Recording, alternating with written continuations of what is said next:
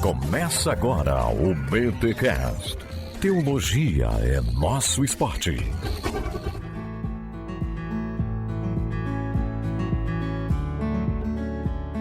Muito bem. Começa mais um BTcast de número 496. Eu sou Rodrigo Bibo e na minha dieta de informação tem muita porcaria, infelizmente. Eu sou Leonardo Silva e sabedoria você não encontra em qualquer lugar. Eita. Eu sou a Camila Abreu e a minha pirâmide ainda tá invertida. Boa. Já estamos aqui com dois leitores ávidos, Léo do Jesus Cop, mais uma vez aqui no BTcast. Já esteve aqui falando sobre leitura, Léo e Pedro Pamplona, se não me falha a memória. É isso, Léo? Me corrige. Isso aí, cara. Tô até feliz de retornar aqui novamente, hein? Que bom, a gente tem que chamar mais. Quando for filosofia, eu vou te chamar. Eu vou te chamar quando tiver filosofia. Eu vou chamar tu e o Erlan aí pra gente bater um papo filosófico. Por favor. Jesus, o maior filósofo que não existiu. Acho que vai ser bom, né? Jesus foi um filósofo? Vamos responder essa pergunta, Léo. Eu, tu e o Erlan. Tá bom. Fechou, pronto. Já estamos com pauta para um próximo. Quem quer essa pauta aí, vai lá no Instagram do Léo, manda um direct dizendo, cara, cobra o Bibo pra essa pauta aí que eu quero filosofia e Jesus. Eu quero ver se rola mesmo, vai ser massa. E temos aqui Camila Abreu pela primeira vez no BTcast, mas quem é mantenedor do Bibotalk conhece a Camila porque ela é o financeiro, ela é a dona do dinheiro todo aí. Não é muito, mas ela que manda. Quem dera.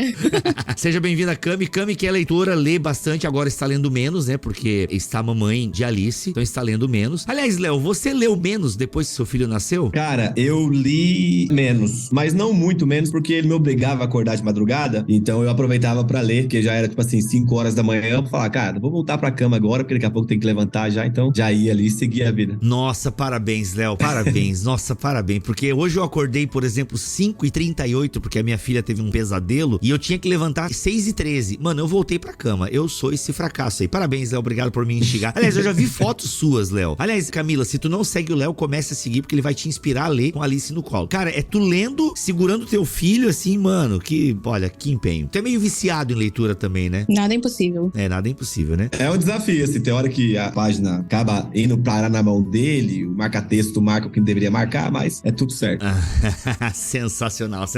Gente, hoje estamos aqui para falar de um livro, um lançamento da Thomas Nelson Brasil com a Pilgrim, mas que já veio pro Brasil até anteriormente pelas mãos do Jesus Cop, até por isso que eu convidei o Léo também aqui, que é do Ministério de Jesus Cop, que é o Pirâmide da Sabedoria de Brett McCracken. É isso o nome dele? McCracken? Nossa, que nome de bolacha salgada assim, né? Isso, Brett McCracken. Bolachas McCracken, tipo, faz um crack assim. Enfim, é terrível. Mas olha só, gente, aqui ó, Alimentando Sua Alma em um Mundo de Pós-Verdade. Ó, livro bem legal, eu comecei a ler ele, cara, e vou usar inclusive já em palestra do BTD esse livro aqui. E quando a Camila fala que a pirâmide tá invertida, eu vou copiar a entrada. A minha pirâmide também tá... Não, eu não vou dizer que a minha pirâmide tá invertida, mas olha, começa com o celular, então isso já tá errado. Gente, muito legal, vai ser um BTcast aqui que vai te deixar meio chateado com você mesmo, quem sabe, mas também vai ter esperança no final, tá bom? Fica com a gente, mas antes, os recados paroquiais.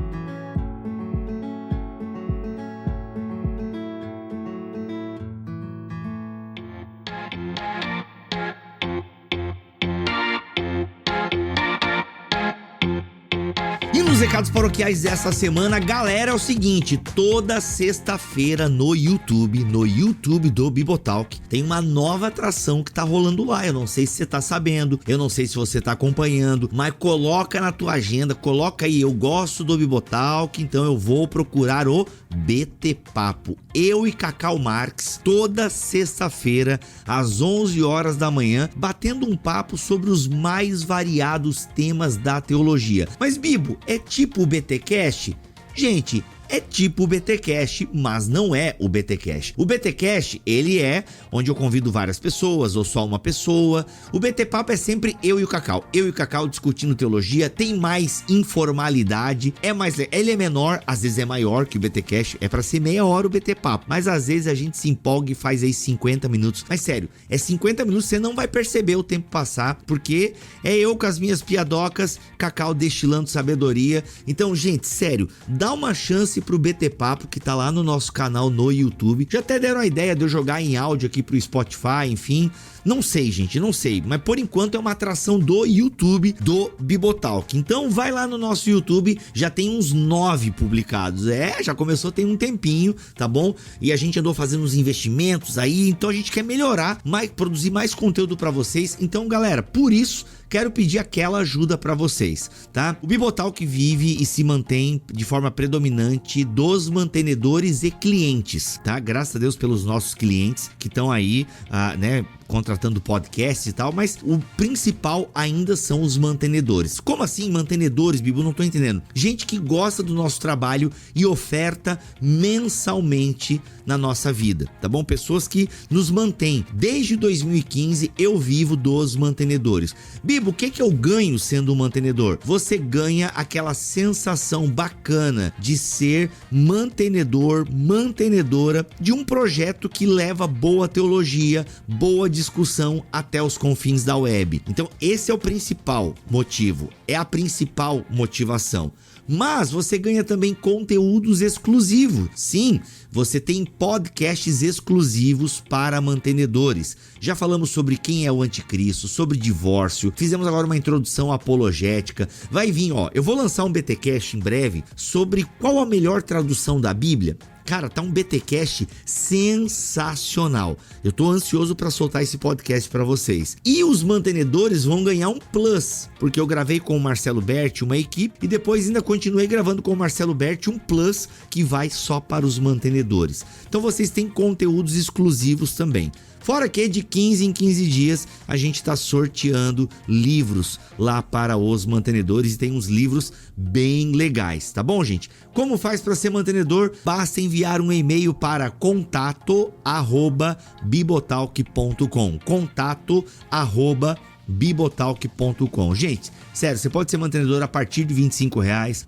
A gente usa o PagSeguro, a gente utiliza o Quora, enfim, tem algumas plataformas que a gente tem utilizado. Tem gente que manda Pix direto para conta do Bibotalk. Então, se você pode, venha ser nosso mantenedor, nossa mantenedora, tá bom? A gente precisa de você, a gente, né, tá ampliando o conteúdo e isso requer investimento e por isso eu peço a ajuda de vocês. Vem com a gente levar boa teologia até os confins da web. Espero você como mantenedor, como mantenedora do nosso ministério.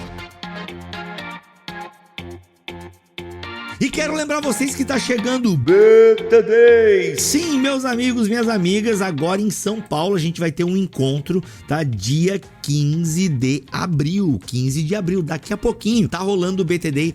Gente, tem 40 vagas ainda, tá? 40 vagas nesse BTD de São Paulo e eu não acredito que a gente não vai encher esse BTD, que vai ter eu, Cacau Marques e Israel Mazakorati falando sobre espiritualidade para uma sociedade cansada. Fora que vai ter um coffee break, que eu sei que o time da ICC prepara lá, que é sensacional. Esse BTD, ele é promovido pela Igreja Cristã Conselheira do meu amigo Samuel e toda a sua equipe, e é uma igreja que cabe 150 pessoas aproximadamente. Olha, ainda tem 40 vagas, tá? Então espero você lá, não deixa pra última hora, 40 ou 30, eu nunca lembro, gente. Tá acabando as vagas.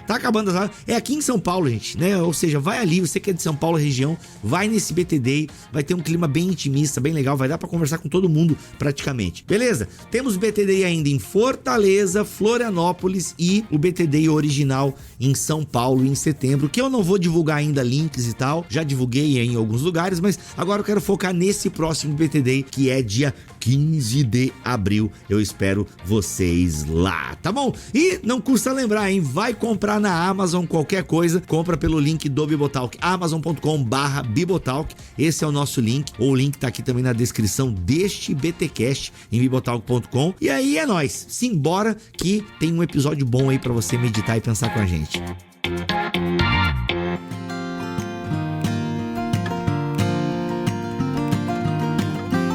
Meus amigos, minha amiga, olha só, estamos aqui para falar sobre a pirâmide da sabedoria. Gostei muito desse conceito que o Brett McCracken, ele traz, justamente pegando da pirâmide alimentar, né? Ele começa a fazer essa analogia aí que quando se teve o conceito de pirâmide alimentar, ajudou muitas pessoas a dosarem o consumo de determinados alimentos e começarem a consumir alimentos mais saudáveis, criando uma consciência de uma alimentação. E a ideia da pirâmide, então, da sabedoria são as coisas que nós vamos consumindo, colocando para dentro da da nossa alma e que vão nos formando. A partir desse conceito aí da pirâmide da sabedoria, dessa ideia que o McCracken começa a desenhar nos primeiros capítulos, o que vocês pegam dali e já trazem aí os alertas para os nossos ouvintes a partir ali do diagnóstico? Acho que essa é a palavra, né? Os 3 primeiros capítulos que o McCracken traz, que foram os capítulos que eu li, é esse diagnóstico do nosso consumo de informação. Qual foi a percepção de vocês aí a partir desses 3 primeiros capítulos do McCracken? E eu quero até me ocupar bastante neles, até porque foi os capítulos que eu li e tô bem chateado comigo, inclusive. Eu acho que eu fiquei muito presa nesse primeiro trecho do livro, que é a menor parte, mas é onde a gente fica mais assustado durante a leitura, porque são os alertas que são feitos sobre o nosso comportamento, né, de consumo. Eu acho que o peso maior, né, quando o autor começa a expor as fontes da nossa doença, é porque a gente começa a encontrar uma realidade que é quase que, não vou dizer impossível, mas eu acho que é muito desafiadora de ser revertida, né? A gente hoje vive imerso em informação, imerso em consumo de coisas que a internet nos oferece, e a gente, pra se livrar disso, precisa ter uma disciplina muito grande. Então, perceber que depende muito mais de mim do que de fatores externos, vencer esse desafio é algo que se torna até um pouco preocupante. Eu fiquei prestando muita atenção nos exemplos que ele deu enquanto lia, e ele fala bastante desse cenário recente que a gente vive, né, de pós-pandemia, pandemia, e ele começa a falar sobre todas essas questões de saúde mental, de busca de informação e o quanto que isso prejudica a gente até hoje, né? Como que a gente colhe os maus frutos disso, e eu acho que a gente fica um pouco amarrado, né?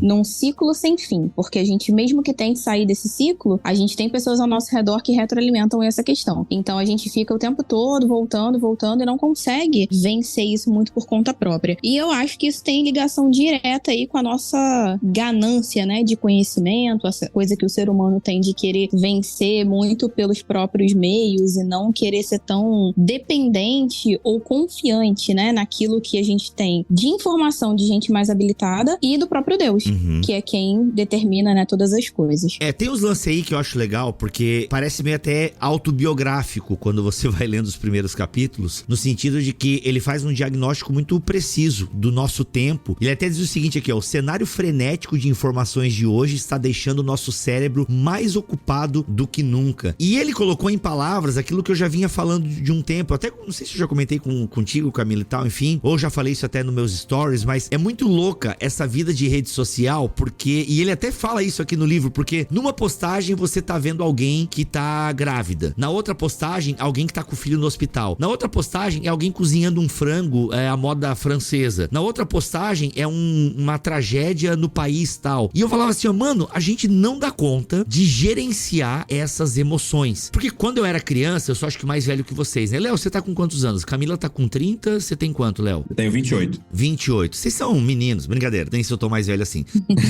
Mas eu acho que vocês pegaram também essa fase, porque na minha época, eu cresci numa época sem internet. Na minha época, o que dava medo pra nós?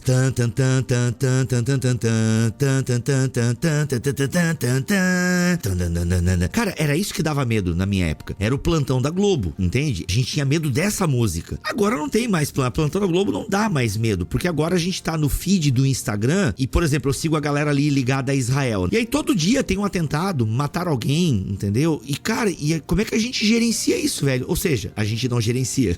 Sim. Eu enxergo, Bibo, que o homem é um ser inclinado ao conhecimento desde quando nasceu. Então, quando a gente olha para as escrituras, Moisés e a sua curiosidade o movendo até a sarça ardente, revela que o homem também é um ser curioso. Agora, quando nós estamos com um aparelho celular na mão, que é uma bênção, que eu creio também que existem dois extremos: o descrédito total da internet, das suas funcionalidades, e a demonização do uso também, eu creio que são extremos que a gente não pode cair, tem que tomar um cuidado. Então, qual que é a grande questão? É a proposta que o autor nos traz no livro. Então, o cuidado deve ser o quanto consumimos, do que consumimos. Tem um outro livro que eu estava lendo, e sempre que eu vou lendo, a minha cabeça ela vai fazendo uns vínculos, eu creio que até um processo de assimilação e de aprendizado, chamado O Dilema do Porco Espinho, do professor Leandro Carnal. E ele fazendo uma análise de um livro do Schopenhauer, mas aí em um momento eu comento isso, ele fala que um adolescente de 13 anos de idade idade, no século XXI, já recebeu mais informações do que o bisavô dele recebeu na vida inteira. Exatamente. Uhum. E isso nos dá um choque porque não temos filtro o bastante para lidar com essas informações. Então é como você imaginar que você está sentado numa mesa comendo aquilo que está na sua frente, mesmo sem pensar se vai trazer consequências ou trazer benefícios ou malefícios para sua saúde. Pode ser uma caixa de chocolate e pode ser 3 quilos de alface. Ambas as coisas em excesso vai trazer prejuízo para nossa vida. E essa é a proposta que ele traz. Agora, uma coisa que mexeu muito comigo foi a fala dele como uma fala empática. Ou seja, ele participa do sofrimento juntamente conosco. Então não é alguém que escreve do mundo fora do mundo. É alguém que escreve do mundo dentro do mundo. Sim. Online, do mundo virtual. Uhum. E ele fala aqui até na introdução também: nossos ouvidos estão sangrando por causa das multidões estridentes que diariamente atacam os nossos sentidos. E todo mundo tem um megafone, mas ninguém tem um filtro. Exato. Então,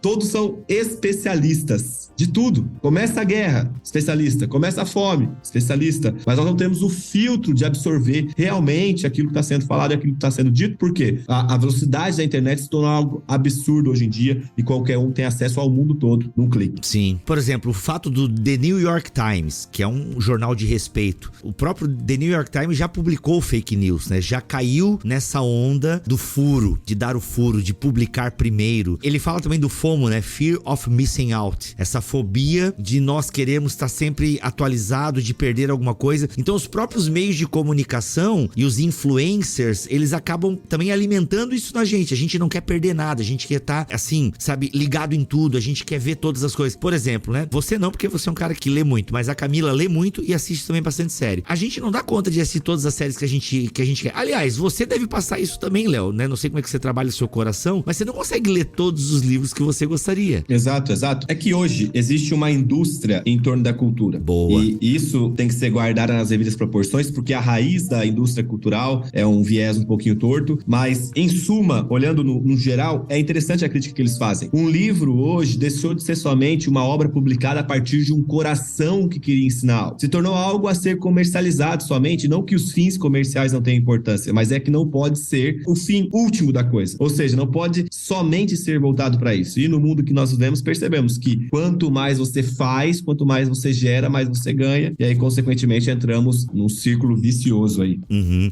Os livros são importantes, tanto que eles fazem parte da pirâmide que o McCracken tá elaborando aqui, né? Olha, ó, tá 1, 2, 3, tá em 4º lugar os livros ó, na pirâmide dele. Legal. Camila, alguma questão aí desse grau de ansiedade que a gente vive e somos bombardeados, né? Ou seja, o estilo de vida que era para nos trazer mais felicidade, mais comodidade, aliás, mais tempo, né? A tecnologia era para nos dar tudo isso, mais tempo, mais comodidade e no fundo a gente tem mais, mas somos menos. Que até eu tô parafraseando uma frase dele aqui em algum momento do livro, né? Temos mais, mas somos menos. Eu acho que a internet deveria, né, fornecer e ela fornece. A gente é que não sabe usar, né? A gente não tem autocontrole para poder aproveitar as ferramentas da maneira correta. O que me choca um pouco nisso é ver essa coisa da aceleração, né? Que a gente tudo quer saber, tudo quer comentar, a gente quer ser especialista em coisas que a gente não é, né? A gente quer dominar assuntos que às vezes estão muito distantes até das nossas aptidões e o quanto isso muitas vezes torna a gente insensível às coisas ao nosso redor. Então você falou do feed, né? Que a gente tá rolando aí, tem um nascimento, tem uma morte, tem uma pessoa lamentando uma perda de emprego, outra pessoa comemorando qualquer coisa que seja... O emprego.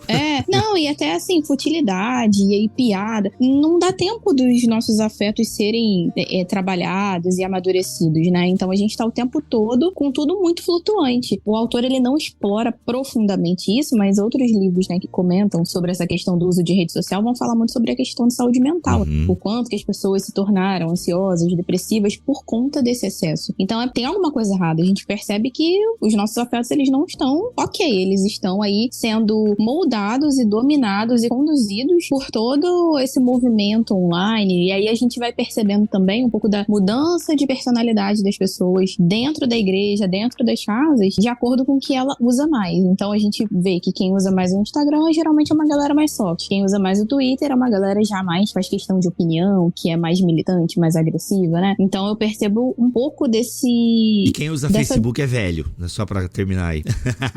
Compartilhando gifs de bom dia, né? E coisas afins. Mas eu acho que esse ponto, assim, é um ponto que faz a gente perceber que, caramba, aonde a gente vai parar com isso, né? Eu lembrei muito até quando a gente começou a falar sobre o livro, né? Do dilema das redes, que a gente realmente se tornou produto. A gente não consome mais o produto, né? A gente tem ali a ferramenta para otimizar o nosso tempo, para facilitar as nossas negociações do dia a dia, seja trabalho, seja alguma questão familiar, mas a gente não sabe usar. E aí a gente se tornou produto de algo, de uma inteligência artificial, de uma tecnologia que deveria, na verdade, nos servir, né? Então, esse ponto eu acho que é um ponto de muito alerta e que deveria estar em constante reavaliação, mas a gente não consegue porque a gente se viciou e se intoxicou disso tudo.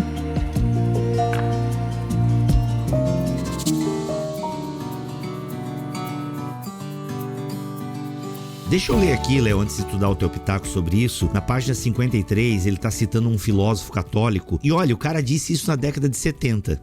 Meu, não sei se ele era filósofo ou profeta. O homem de hoje, desvinculado do passado e do futuro, vive uma sequência de instantes descontínuos. A novidade perfeita é o seu oxigênio. Mano, o cara escreveu isso na década de 70, tá? Ele escreveu isso na década de 70. Não à toa o nome é Instagram, né? Instagram, ou seja, o próprio Instagram foi feito para você passar a vida inteira ali rolando, é feed contínuo. O feed do Instagram é contínuo. E outra coisa que eu acho muito preocupante também nessa nossa vida da hiperconexão. A gente hoje vive hiperconectado. A gente tem, né, os nossos aparelhos, as nossas redes sociais, a gente consegue acessar de todos os devices que a gente tem. Então a gente tem uma hiperconexão. É a questão da bolha que a gente acaba vivendo. Até o dilema das redes vai tratando isso, né? Você vai sendo alimentado não de um consenso, que é um dos fatores positivos que a internet pode ter. Ela te dá um consenso sobre determinado assunto, analisando vários lados, vários pontos e tal, mas não, é uma bolha, ou seja, uma câmara de eco, onde você vai só encontrando pessoas que pensam como você. Gente, nós vimos isso agora no período político, né? Se você é de uma linha mais à esquerda, vai aparecendo só coisas contra a direita. Se você é de uma linha mais direita, vai aparecendo só coisas a favor da direita, contra a esquerda. E é isso, e já não se discute mais onde tá a verdade. Essa discussão não é mais importante, entendeu?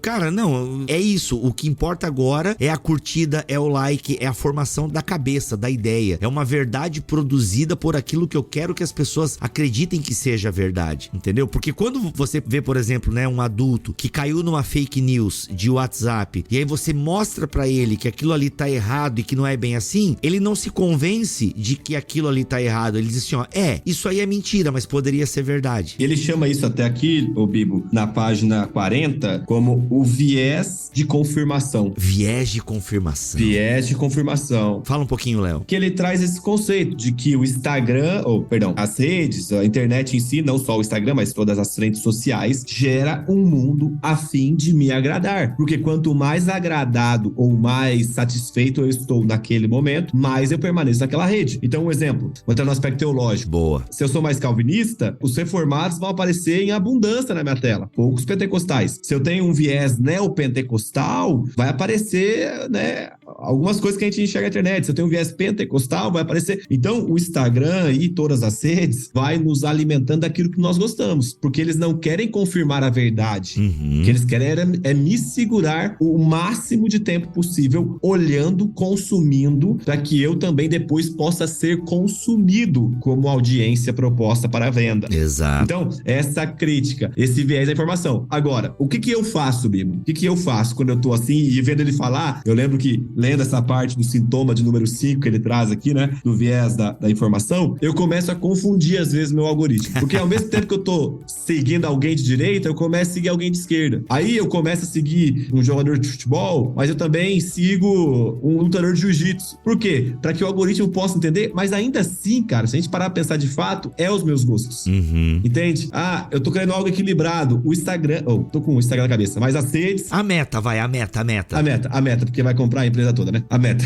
A meta vai me trazer as informações que eu quero. Porque para e pensa, você tá numa praça. E isso acontecia muito no passado. Meu avô, sou de uma cidade bem pequenininha, chamada Cambuí, é sul de Minas Gerais. E meu avô tem uma prática que ele tinha desde quando eu me lembro por gente. Ele vai conversar com os senhores lá no ponto de táxi. E aí, você senta num ponto de táxi, você não consegue calar a boca que vai falar contra você ou contra as suas ideias. Então, o viés de confirmação no âmbito físico, real, de comunhão real, real, não acontece. Porque você tá com alguém que vai falar, eu não concordo com a sua ideia, eu respeito você, a sua posição, mas eu discordo da sua ideia. Agora, não é aquilo que a sede me propõe. Pelo contrário, quanto mais eu calo o outro, mais aparece aquilo que eu quero ouvir. Por isso que é chamado de viés de confirmação. Exato. Isso é um ponto até interessante, porque eu não sei aí na bolha de vocês, né? O Léo acho que tá em São Paulo, né? Bibo em Santa Catarina, eu tô no Rio. Eu percebo que o pessoal foca muito esse sintoma na galera mais novinha, né? Os millennials, a geração Z, né? Mas eu percebo que de uma maneira geral, as pessoas elas estão priorizando os relacionamentos virtuais por conta dessa seletividade, né? De assuntos e por conta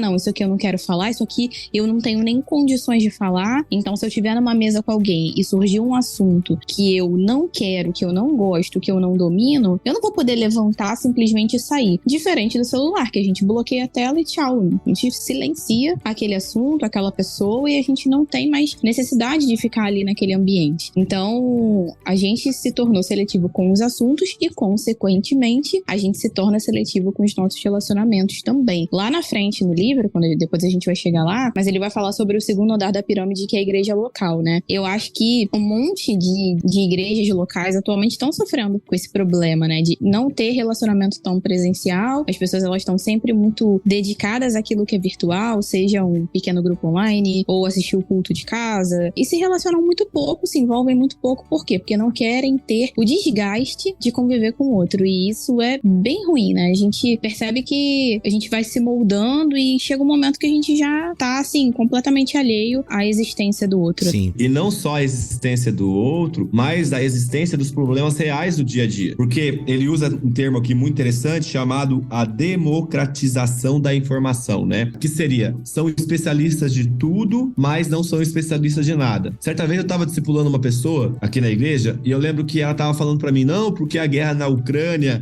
a Rússia tá errada, o tanque de guerra não sei do que. E aí no final da conversa eu perguntei, cara, como é que tá a sua família? Como é que tá a sua esposa? Como é que tá a sua filha? E aí eu lembro que ele falou, cara, real é que acabou o dinheiro e eu não tenho dinheiro nem pra comprar fralda pra minha filha. Eu falei, tá, e você sabe da guerra lá da Ucrânia, cara? Será que você não tinha que estar preocupando com a questão real que está próxima a você? E claro que nós devemos ter essas coisas como pautas de oração. Ninguém quer que a injustiça esteja estabelecida ou sendo estabelecida no mundo. Pelo contrário, vamos orar contra isso, que o reino do Senhor se manifeste, que haja paz, justiça naquele lugar. Porém, eu não posso deixar isso me consumir ao ponto de eu ser especialista de algo que está distante de mim e totalmente negligente aquilo que está próximo a mim. Então, sim, é importante que saibamos os acontecimentos do mundo, mas com cuidado, porque existem questões reais que vai além do virtual, que vai além das telas e que também podem gerar consequências profundas pro nosso dia a dia. Legal, olha só, o McCracken aqui, Releasing McCracken, a Camila falando dos bastidores aqui, o Kraken, né, que é o da mitologia grega lá, ele fala o seguinte, ó, ele fala dessa glutonaria, né, dessa glutonaria de informação e como isso nos faz mal. Então, vamos falar aqui os sintomas, a gente pincelou alguns. O primeiro sintoma, ansiedade e estresse, ele vai discorrer, inclusive tem um livro chamado iGen, que fala dessa geração mais nova, né, e cara, a gente tá diante de um colapso de saúde mental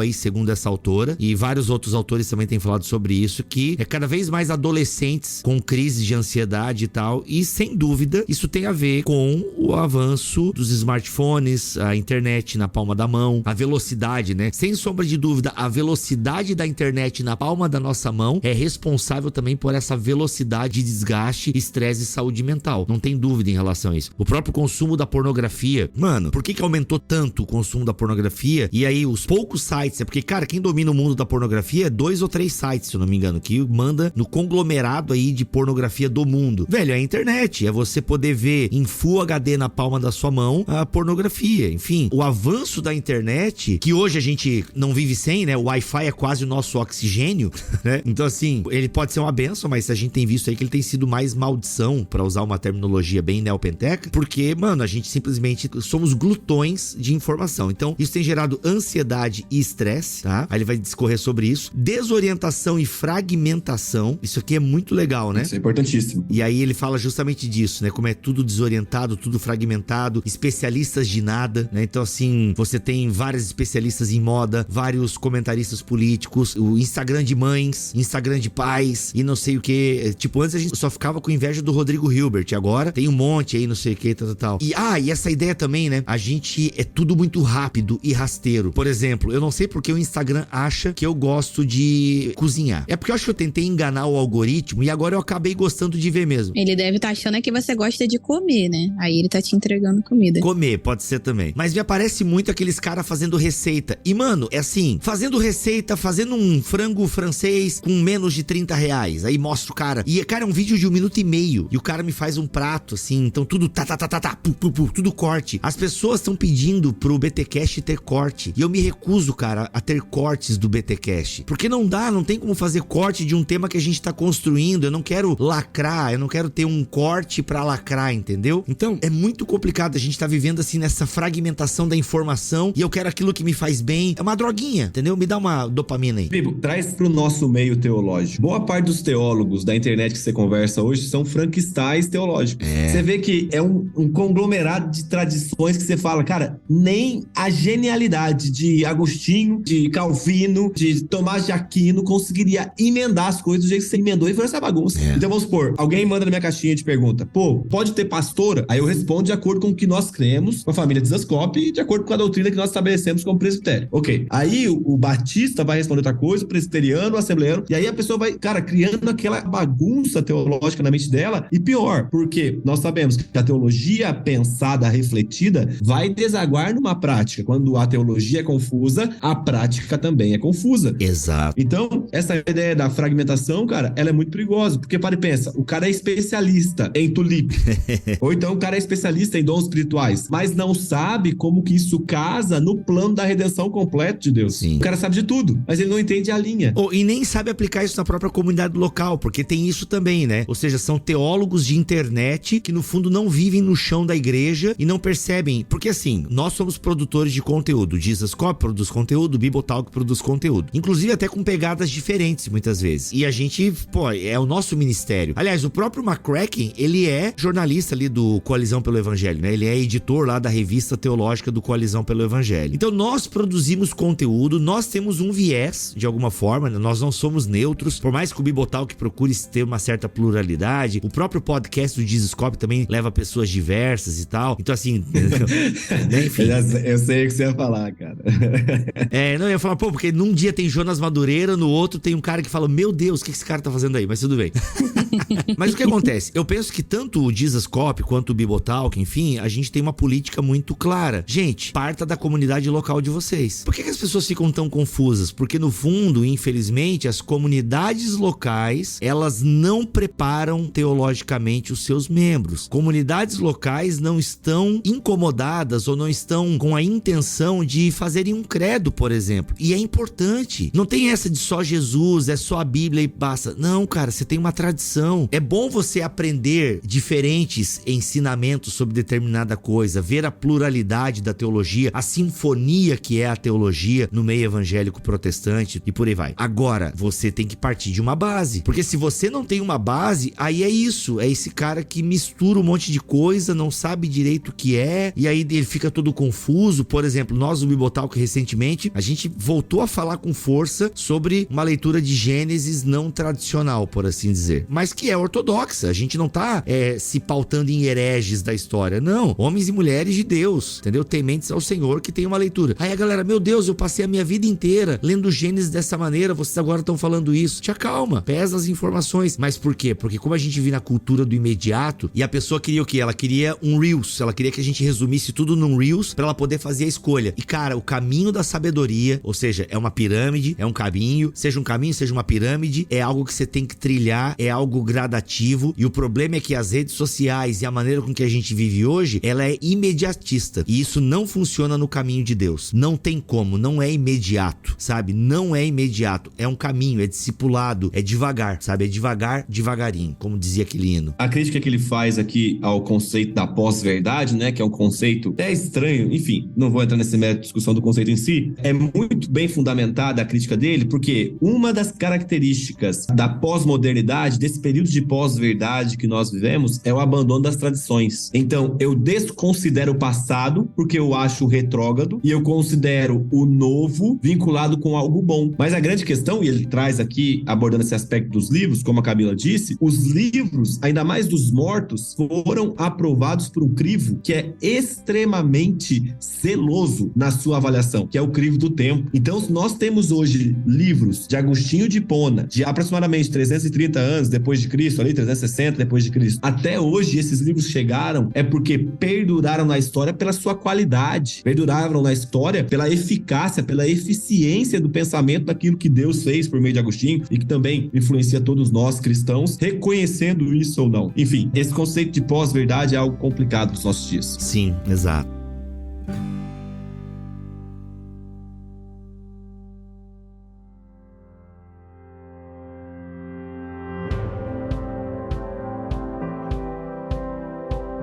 Vamos lá, então, sintoma 2, né? Desorientação e fragmentação. Aí, tem até uma frase do Jacques Ellul, é um autor que o André Heinck tem me introduzido aqui, que ele diz o seguinte: o homem foi feito para andar 6 quilômetros e ele anda a 1000. Ele foi feito para ter contato com seres vivos e vive em um mundo de pedra. Ele foi criado com certa unidade essencial e está fragmentado por todas as forças do mundo moderno. Nossa, mano, pesado, hein? Ironicamente, por mais que a era da informação e sua aldeia global prometa ampliar nossos horizontes e criar cidadãos globais saudáveis, integrados e bem informados, na realidade teve o efeito oposto. A hiperconexão e a superconsciência de um mundo com seu espaço conquistado nos torna fragmentados e desconectados do lugar, os contextos locais onde podemos conhecer, ser conhecidos e efetuar mudança no maior grau. Aqui até linka com o que a Camila estava falando antes, né? Que a gente se desconecta, né, do que está à nossa volta e vive conectado com aquilo que me agrada, com aquilo que é melhor, com aquilo que satisfaz o meu ego, que libera uma alegria, uma dopamina, porque daí eu encontro na internet as pessoas que gostam de mim, é aquele viés de confirmação. Nossa, complicadíssimo tudo isso. Vamos lá. Terceiro sintoma, impotência. Gente, esse aqui eu não lembro. Vocês lembram o que é esse sintoma? Bom, eu acho que a crítica dele aqui é a nossa impotência em relação à quantidade de informações que nós recebemos e o fato de não podermos estar ou estarmos nas circunstâncias para atuar efetivamente. Então, vamos usar novamente o exemplo, porque está em alta a guerra da Ucrânia, né? Enfim, eu não posso estar lá para resolver o problema. E quando eu percebo que eu não posso estar na guerra da Ucrânia, eu não posso estar na favela da Rocinha, eu não posso estar na Avenida Paulista, eu não posso estar no Central Park, eu não posso estar no St. James Park, eu não posso estar na China, que tem crianças sendo escravizadas, eu me sinto impotente. E a impotência vai também trazendo consequências e consequências que também vão acabar desaguando na minha atitude aqui no mundo real. Porque se eu não consigo, se eu tenho essa falsa ideia de controle daquilo que está longe, quando eu percebo que eu não tenho, eu também penso que eu não posso auxiliar as questões que estão próximas. Então o sentimento de potência vem de não podermos fazer nada em relação às crianças que estão escravizadas lá na China.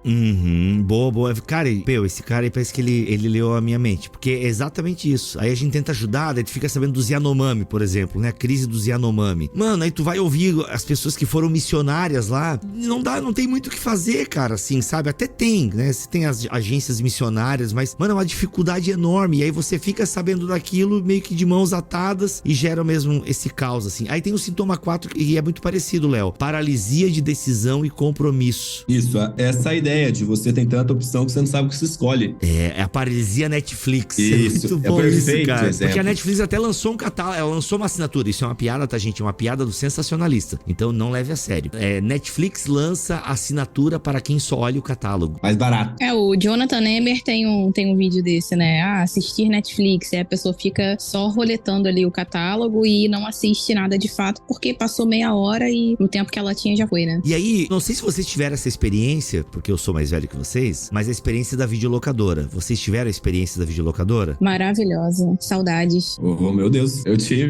Então, e por que eu tenho saudade às vezes? Porque, mano, você tinha a experiência de ir lá, você era orientado, né? Tecnicamente, a pessoa que trabalhava na videolocadora, ela sabia de filme, tanto que o meu sonho era trabalhar numa videolocadora, porque eu amava filme e tal. Aliás, eu trabalhei muito de graça, nos verões eu trabalhava de graça na videolocadora, perto da casa da minha irmã, porque eu passava o dia inteiro na videolocadora lá e eu acabava ajudando. Então ali você tem o quê? Uma curadoria, né? Ou seja, a videolocadora te dava uma curadoria do que assistir e você pagava, né, pela unidade, você pagava pelos filmes, né? Tinha aquelas promoções clássicas, né? Leve 5, devolva só na segunda-feira, enfim, aquela coisa toda. E lançamento só vinha 6 cópias, né? Pelo menos aqui em Joinville era assim, as maiores videolocadoras tinha só 6 cópias de Titanic. E aí, mano, era uma correria pra ver quem alugava primeiro e tal. Mas e você assistia, porque você pagou por aquela unidade. Você pagou por aquilo, então tinha a família que se reunia ao redor da televisão, o videocassete, sempre Toshiba, né? 6 cabeças, a Samsung, aquela coisa toda e tal. Então era uma experiência. E hoje, cara, você tem mais de 6 serviços de streaming. Falei 6 aqui por alto, que tá se bobear. Eu conheço 6 agora, assim, de cabeça. Mas você tem um monte de serviços de streaming, variedade. Todo serviço de streaming produz o seu especial, né? O seu original. E no fundo, cara, você tá lá, mano, eu vou tirar um tempo pra ver alguma coisa. Cara, o que você vai assistir? É literalmente, você fica ali paralisado diante de tantas opções. Você fica ali, porque é um mundaréu. Essa experiência aí da locadora, ela trabalhava muita coisa, assim, né? Como era trabalhado na era analógica mesmo, né? A gente tinha que esperar o filme sair do cinema, aí tinha aquele tempo de processamento até chegar na locadora, né? Que tinha toda a produção dos DVDs, das fitas, né? Então a gente tinha que esperar a disponibilidade. Tinha locadora que até trabalhava com reserva, né? Que você deixava lá seu nome na fila e tal. Mas eu acho que isso fazia com que a gente fosse mais paciente, né? E analisasse melhor e aproveitasse muito melhor o conteúdo. Hoje a gente até tem alguma curadoria de conteúdo, né? A gente tinha lá o funcionário da locadora que dizia pra gente se o filme era bom ou não, se fazia nosso estilo ou não, se a gente tinha amizade ali com o atendente, ele sabia o que a gente gostava. Hoje a gente tem no YouTube ali os críticos de cinema, né? A galera que comenta conteúdo, que é ok, mas na verdade eles também estão nesse movimento de massa, eles estão comentando o que tá entrando. Então a gente fica assim, meio que à mercê da opinião do outro, então vai consultar um site desses, né? Tipo o Rotten Tomatoes, né? Que a gente olha lá a nota, e a gente tá olhando a nota de gente que a gente nem conhece, que a gente não sabe se tem uma opinião parecida ou não com a nossa, né? E a gente, não, confia que dá certo. Aí você não vê, às vezes, aquele conteúdo que é muito bom, já aconteceu isso muito comigo. Deu assim, não vou ver não porque a nota tá ruim. Aí, meses depois, eu pego pra ver e falo, caraca, o filme é maravilhoso. E eu tinha deixado de ver por causa da opinião de terceiros. E esse movimento aí, a gente vai reproduzindo cada vez mais em vários lugares, com teologia, com cultura pop, com opinião política. A gente vai fazendo a nossa seleção ali do que a gente acha que é bom, baseado na opinião de ninguém. A palavra que você usou, Camila, espera, foi perfeita. Porque hoje em dia, eu não sei se vocês lembram, na minha época, minha mãe, coitada, minha família humilde, e não tinha TV a cabo. Isso não existia. Eu assistia X-Men, Super Choque, na hora que eu chegava da escola ali, na hora do almoço. E aí, pra eu assistir novamente, era só no outro dia, e eu ficava, cara, e agora o que vai acontecer com o Ciclope?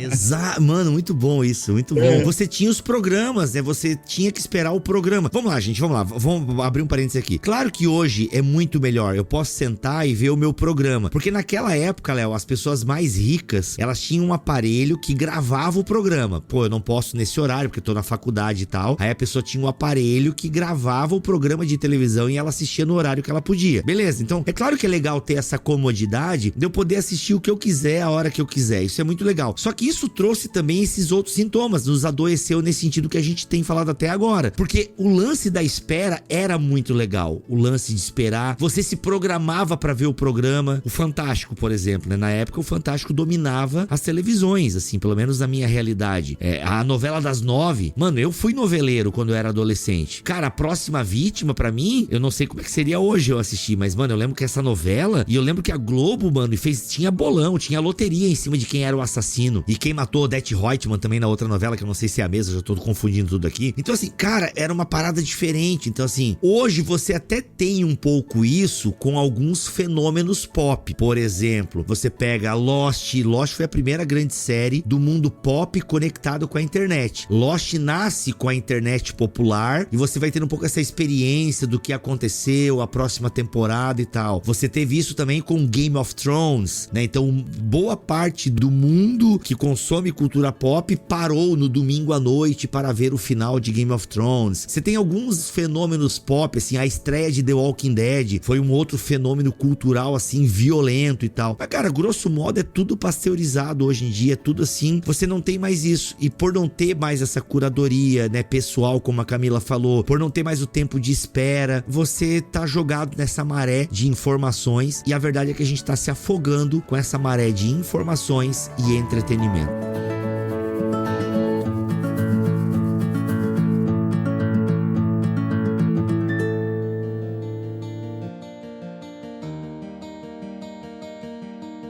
A A gente até pode pensar no seguinte, tem algumas plataformas que fazem o lançamento semanal, né? Exato. Como teve agora com The Last of Us e vai entrar agora Succession, né? Que a gente gosta bastante. Que são séries que saem um episódio por domingo. E tem galera que odeia, que fica com raiva, porque, caraca, eu vou ter que esperar uma semana, não tem como maratonar, né? Mas eu lembro, assim, da sensação disso que você falou, né? De esperar pra ver aquele programa que foi anunciado. E isso eu acho que até a gente pode fazer uma analogia com o que ele fala aqui nesse tópico, que é do FOMO, que era um FOMO do bem, assim, que era legal, a expectativa era boa. Era uma coisa que não, a gente vai esperar pra ver esse conteúdo. Não é uma coisa de dominar todos os conteúdos e ver todos os programas que tem na televisão, naquele canal ou em todos os canais, né? Não era um desespero. Era uma coisa boa, uma expectativa de que a gente ia consumir algo que era útil pra gente, que tava dentro ali da nossa curadoria pessoal, né? Então, essa coisa de hoje ter tudo muito disponível faz com que a gente fique realmente indeciso e sem poder, né, de escolha, porque o nosso poder, ele parece que foi entregue aí a esse fluxo incessante de opções, né? Exato. Não, e ele ainda complementa, só pra terminar aqui, depois no capítulo 2 ele vai falar sobre essa questão das novidades, né? Ele já puxa um outro gancho que tem a ver com isso, do quanto que a gente tá mesmo nesse desespero de novidade. A gente tem aflição de quando tem algo velho em casa. A gente tá sempre querendo um conteúdo novo, um vídeo novo no canal de alguém que a gente gosta, um livro novo na nossa biblioteca. A gente não consegue mais ter o prazer de desfrutar daquilo que é mais tradicional, que é antigo, então que a gente pode reaproveitar. É muito raro a gente encontrar gente, por exemplo, que faz releitura de livro. A gente tá sempre no desespero de procurar coisa nova, e quando não tem, a gente fica um pouco nervoso, né? Um pouco desesperado. Ele até vai citar aqui alguns trechos, né, do Cartas de um Diabo ao Seu Aprendiz, onde Lewis vai falar que Maldonado, ele tá o tempo todo querendo mesmo que a gente fique nesse desespero de distração, seja com comida, né, seja, a gente pode aplicar aqui pro conteúdo do livro que é em relação à informação, a gente nunca vai ter aproveitamento real das coisas. A gente tá sempre distraído demais e se ocupando de coisas que são superficiais e esquece daquilo que realmente vale a pena. Exatamente. E aí na espiritualidade tem isso também, Léo, aquilo que a gente comentava também, eu queria que você desse os seus 2 centavos sobre isso, porque é esse cardápio também de espiritualidades. A gente também tem isso no universo teológico, a gente também tem isso no universo da espiritualidade, esse cardápio de opções. Acho até que a gente falou um pouquinho sobre isso, né, agora lembrando aqui, que é justamente isso. Você tem um cardápio de pregadores, você tem um cardápio de bandas, você tem um monte de coisa, e aí você monta a espiritualidade conforme o seu gosto. E isso é um problema seríssimo, por quê? Porque você cria uma espiritualidade à sua imagem e semelhança, e consequentemente você não será confrontado. Por quê? Porque você está sofrendo do sintoma 5, que é o viés de confirmação. Enfim, passamos aí pelos sintomas, depois ele vai desenvolver outras coisas. A Camila trouxe aí a tolice da distração. Eu tava vendo esses dias também, um corte, né? Esses dias eu vi um corte, eu vi um Reels, que é justamente isso. Olha, se tem uma coisa que o diabo, se o diabo te conseguir deixar distraído, pra ele já é o suficiente. Richard Foster. Richard Foster? Tu lembra? Fala aí um pouquinho desse pai da espiritualidade. Celebração da disciplina, ele fala que o diabo, ele tem alguns amigos, ruídos externos e internos e um amontoado de coisas. Se eles te conseguem te deixar distraído, ele já está feliz na sua ação, né? Com essa ideia de os ruídos externos e externos roubam o nosso momento de meditação, jejum, oração, que são momentos que você precisa mais de silêncio, de concentração. Até vinculando um pouquinho o que você disse, a questão, Bibo, nem é eu consumir conteúdo teológico diferente. A questão é eu não colocar os dois em diálogo e aguardar um resultado que vai ser gerado com o tempo e com o tempo, para que então eu possa chegar a uma conclusão. Entendi, me encaixo mais nessa linha, compreendo mais conforme esse autor. Pelo contrário, não dá tempo de eu saber se a salvação se perde ou não se perde, porque daqui a pouco, daqui 3 horas, a discussão é se batismo é por aspersão ou imersão. Então não dá tempo de eu dialogar com as tradições. Cara, isso me deixa maluco. Pegar uma tradição de 300, 400 anos e invalidá-la por causa de um Reels. Exato. Por causa de um... Exato. Nossa, cara. Então, tipo, mas fulano de tal é herege. Ok, calma, vamos escutar.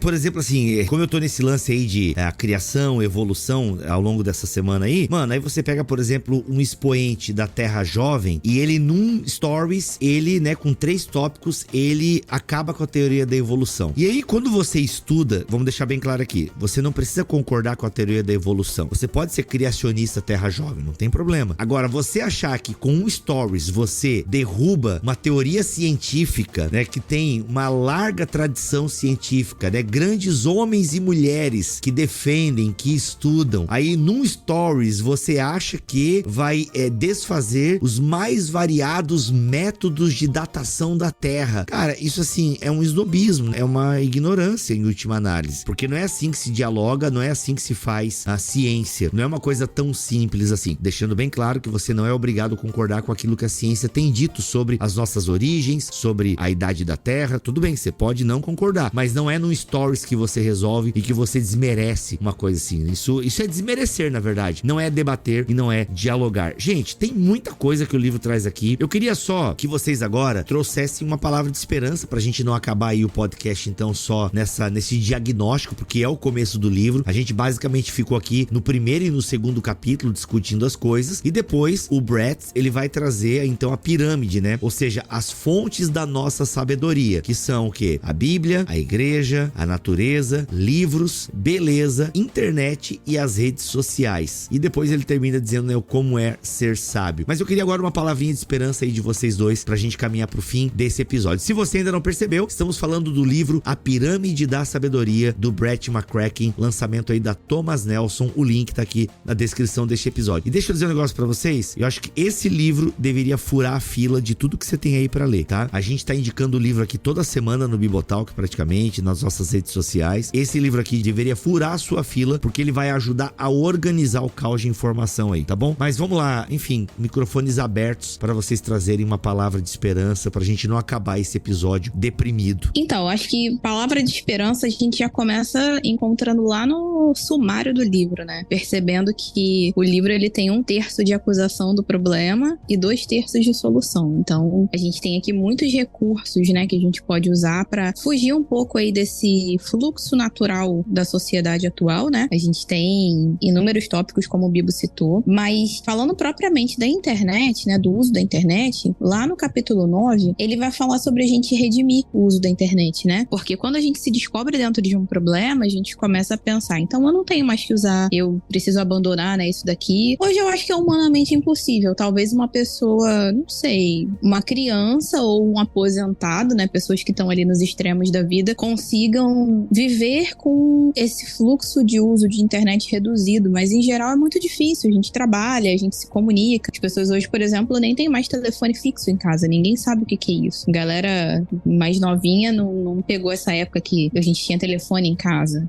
Então a gente hoje não tem muito como fugir, né? Mas a gente pode saber formas, né, de administrar o uso disso tudo. E eu acho que essa palavra que ele usa aqui na página, acho que 180, ele vai falar sobre redimir o uso da internet, vai falar sobre a gente olhar para as coisas e aproveitar mesmo o que é bom. Seja no uso daquilo que estão fornecendo pra gente, seja na criação do conteúdo. Ele até na página 180 ele vai falar sobre a plataforma, né? Falando sobre quem cria conteúdo através de blog, através de rede social. A gente pensa que a gente tá gravando um podcast que já tem 12 anos na internet, né? Já tem aí um trabalho consolidado e a gente tá aqui por conta da internet. E é por isso que as pessoas estão ouvindo e estão aprendendo conteúdos legais, estão edificando sua fé, estão conseguindo crescer naquilo que diz respeito ao conhecimento de Deus. Porque a gente tem acesso à internet. Mas não significa que a gente precise reter tudo de todo mundo, aprender tudo de todo mundo, porque senão a gente vai enlouquecer, a gente não vai ter condições de acompanhar tudo. Então, eu acho que redimir o uso da nossa internet, né, e dos conteúdos em geral digitais é algo importante. Reduzir, talvez, o consumo, né, de coisas que sejam nocivas até a nossa fé, né, a gente consegue filtrar um pouco disso. A gente talvez não tenha discernimento de todos os assuntos, mas a gente consegue saber onde a gente pode pisar e onde a gente não pode pisar. E tentar priorizar aquilo que Deus nos deu primeiro, né, que foi a palavra dele, a nossa comunidade local, que é algo que tem sido muito sacrificado hoje em dia por conta, né, dessa virtualidade, e depois desfrutar das coisas criadas por ele. E, por fim, desfrutar também de internet, que foi algo que Deus deu inteligência às pessoas para criar. Então, a gente tem ali uma ferramenta muito boa, mas que a gente consiga também dominar a nossa ganância, a nossa sede, né, por conhecimento num nível que a gente não tá nem dando conta de administrar. A gente tá usando além do que a gente realmente consegue absorver e lidar com maturidade com as coisas, né? Léo, os seus 2 centavos para que a gente termine mais esperançoso? Cara, eu acho que, como a Camila disse, né, a segunda e a terceira parte do livro vai nos ajudar nessa caminhada de reorganização da nossa fonte de sabedoria, e ele traz aqui as escrituras como base e fundamento de tudo. Então eu queria colocar as escrituras não só como base e fundamento, mas como lentes pelas quais nós vamos enxergar a sabedoria espalhada nas outras frentes. Então, a sabedoria aqui na igreja local, eu vou olhar para ela a partir da lente da palavra de Deus. A sabedoria na criação, eu vou olhar através da palavra de Deus. A sabedoria no livro, eu vou olhar através da palavra de Deus. Na beleza e nas redes, eu vou ter as escrituras não só como fundamento, mas também como meio pelo qual eu interpreto os acontecimentos, circunstâncias que acontecem ao meu redor, sabe? É esse desafio, Bíblia. Eu acho que é o momento que nós vivemos e é até a proposta que ele nos traz de voltarmos o nosso coração para a palavra como fundamento principal da nossa vida, como fonte principal da sabedoria que nos conduz. Por quê? É um conhecimento revelado. Não é um conhecimento somente do intelecto, não é somente um conhecimento empírico, mas é revelação do céu, revelação do Senhor para nós, para nos guiar, para revelar a nós quem Ele é, quem nós somos e onde nós estamos e qual é o plano dele perfeito na Terra. Então, minha mensagem de encorajamento é que no mundo de pós-verdade, nós possamos nos fundamentar na verdade absoluta do Senhor.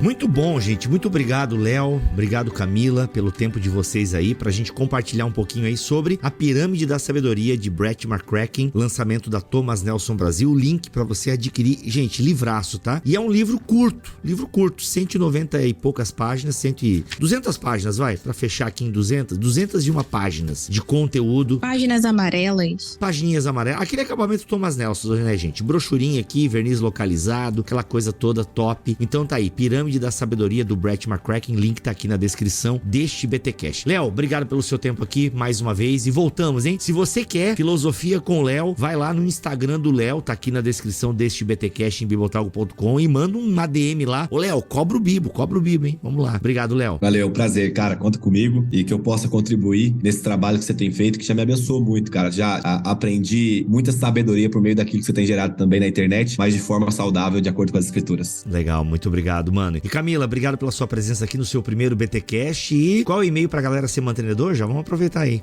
Você quer ser mantenedor, você pode mandar uma mensagem pra contato@bibotalk.com, que a gente vai te responder. Vai ser um prazer ter você com a gente. Legal, 48 horas, né, Camila? Em 48 horas a gente responde. Isso. Não seja ansioso. Isso aí. Espere a resposta da Cami. Cami, obrigado pela tua presença aqui. Nada, até breve. Gente, é isso. Voltamos na semana que vem com mais BTcast, se Deus quiser e assim permitir. Fiquem todos na paz do Senhor Jesus.